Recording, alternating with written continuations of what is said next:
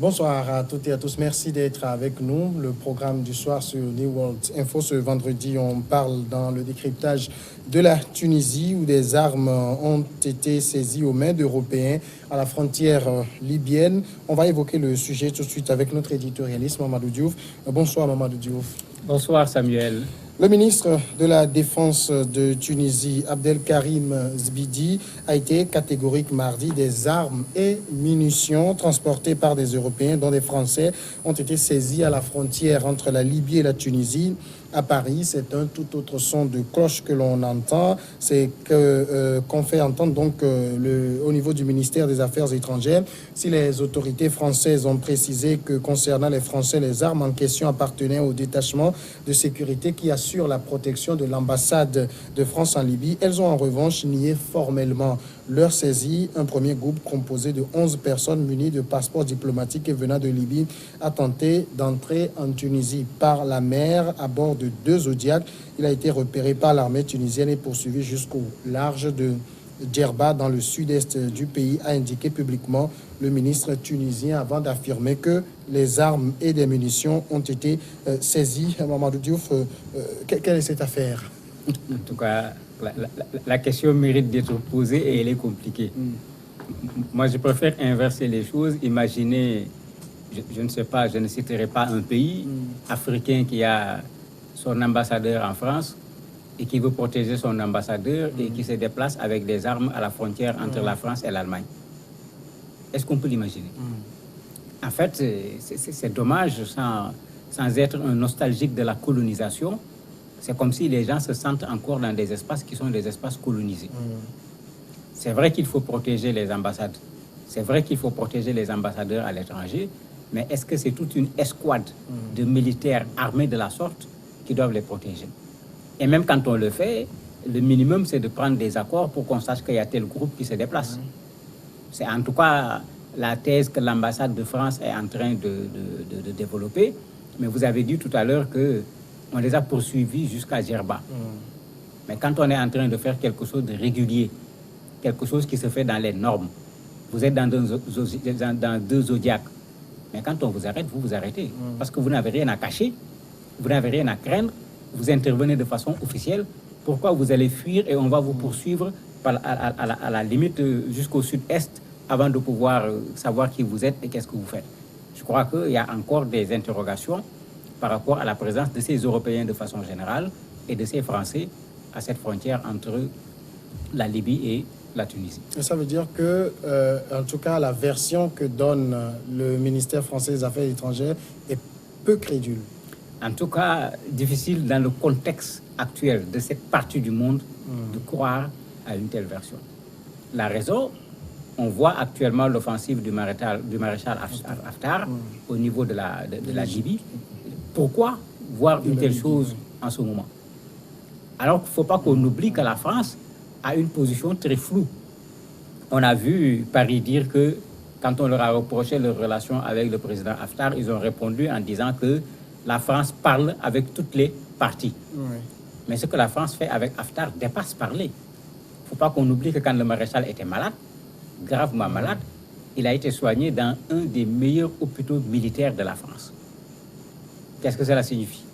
Mais certainement que la France pense que celui-là peut avoir un rôle à jouer dans l'avenir de la Libye, alors qu'en même temps, la France est également du côté du gouvernement d'union nationale qui se trouve à Tripoli. Et c'est pourquoi les gens se posent la question, c'est quoi ce jeu où on est en face de 2 fronts qui sont des fronts opposés et on est avec les 2 fronts en même temps? Le fait de dire qu'on parle aux 2 parties ne suffit pas pour convaincre. L'autre raison, il ne faut pas qu'on oublie qu'on a connu Bob Denard, un mercenaire français qui a été régulièrement utilisé pour déstabiliser, pour organiser même des coups d'État dans un certain nombre de pays africains. Mais qu'est-ce qui nous dit que nous ne sommes pas encore en face de mercenaires qui avaient pour objectif de faire quoi?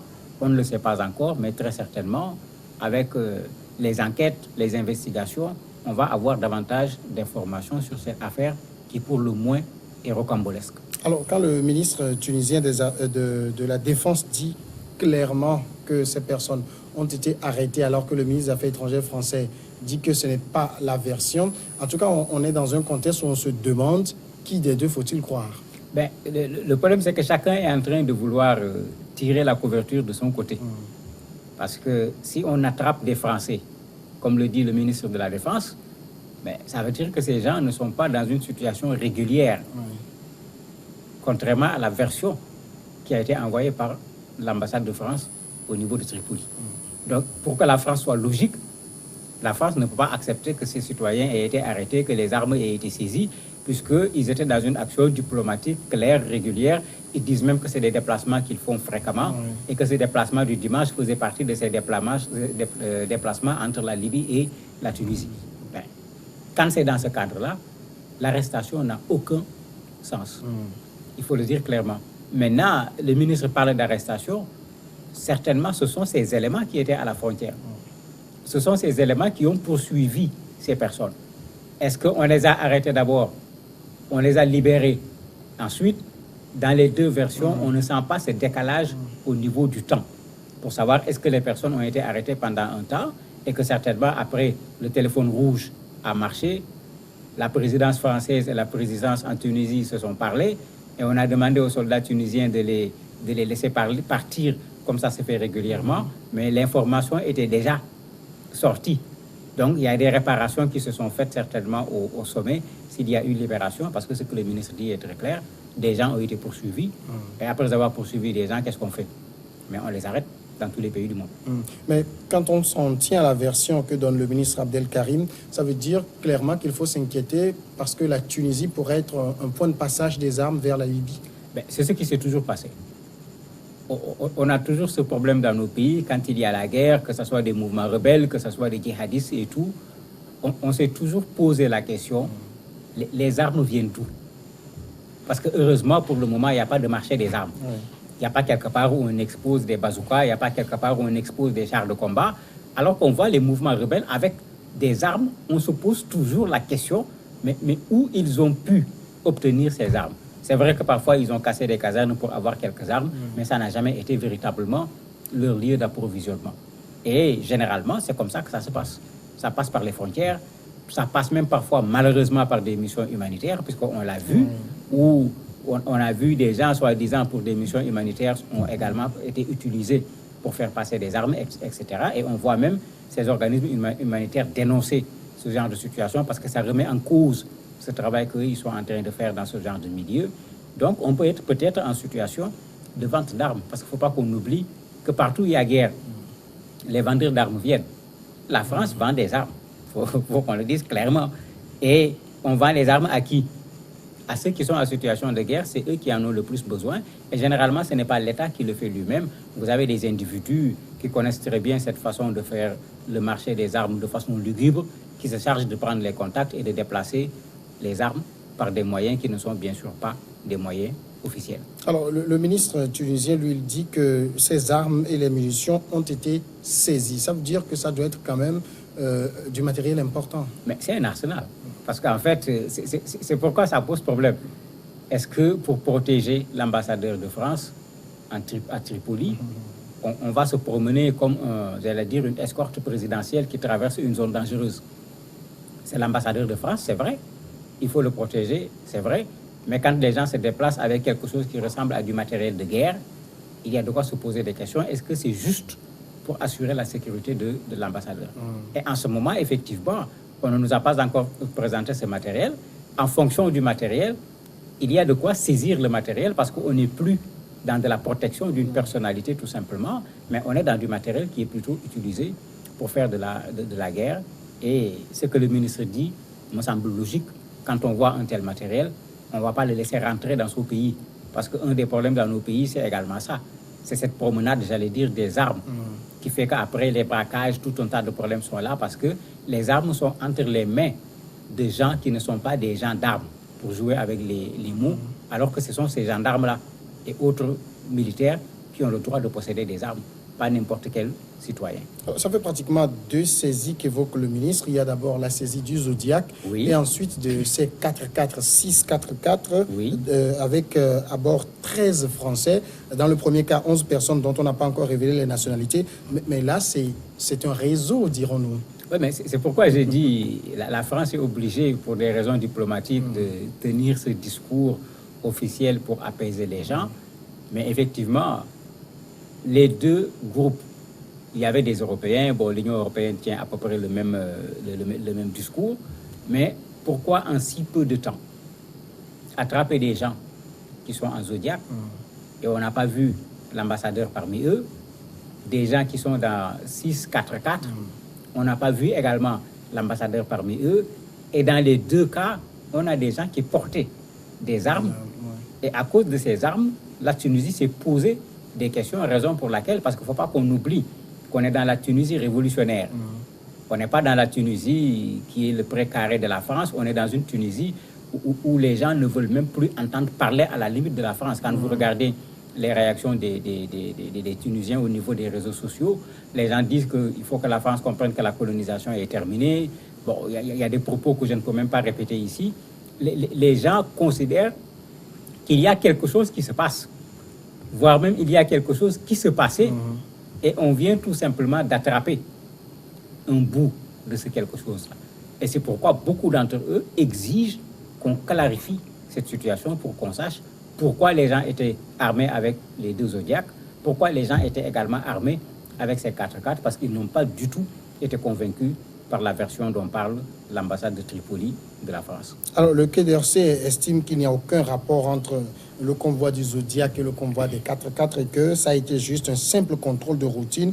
Il n'y a pas eu de saisie d'armes. Les armes ont été inspectées, contrôlées et ensuite consignées avant d'être rapatriées en France. Oui, comme je dis, les versions officielles, c'est toujours comme ça. Quand c'est compliqué, on n'a jamais la bonne information sur le moment. Il suffit d'être un bon journaliste, d'attendre et de patienter. Ce qui est sûr, il y a des gens qui ont commencé à fuiner dans cette affaire pour pouvoir éclairer, qu'on sache qu'est-ce qui s'est passé. Quand on nous dit que les deux missions n'avaient rien à voir, pourquoi dans les deux missions, ce sont des Européens? Pourquoi dans les deux missions, il y a une bonne partie de Français? Il faut qu'on nous réponde également à cette question. Au contraire, on a l'impression qu'il y a quelque chose qui se passe. Est-ce que c'est un réseau? Est-ce que c'est du trafic d'armes? On ne sait pas encore pour le moment. Il faudrait que les investigations permettent d'en savoir plus. Et je me dis que la Tunisie actuelle, avec son élan révolutionnaire, les populations tunisiennes vont exiger qu'on leur donne la bonne information et qu'on ne leur passe pas seulement l'information diplomatique qui permet de faire passer la chose sans qu'on ne sache réellement ce qui s'est passé. Mais si on s'en tient à la thèse de la France qui veut faire passer des armes au maréchal Khalifa Haftar, on sait que le maréchal Haftar est très ami avec Al-Sisi de l'Égypte. La France aurait pu choisir simplement de passer par l'Égypte. Oui, c'est vrai qu'on aurait pu penser à l'Égypte comme une solution plus simple, puisque le maréchal Al-Sisi est en relation également avec le président égyptien. D'ailleurs, il est allé au Caire il n'y a pas longtemps. Mais vous savez, dans ce genre de trafic, quand ça se fait, vous avez des marchands d'armes. Parce que les marchands d'armes travaillent avec les producteurs d'armes, mais ces marchands d'armes ne travaillent pas de façon officielle. C'est quand on les attrape qu'on se rend compte qu'ils ont été ravitaillés par tel État, mais c'est des gens qui marchent dans l'obscurité, qui savent par où passer pour envoyer ces armes. Il ne faut pas qu'on oublie que la Tunisie a une zone frontalière avec l'Égypte qui est également une zone d'instabilité. Il faut se rappeler qu'à un certain moment, les djihadistes qui étaient en Libye ont même voulu, quand on les a fatigués, rentrer à l'intérieur de la Tunisie, prendre une partie de la Tunisie pour en faire leur base.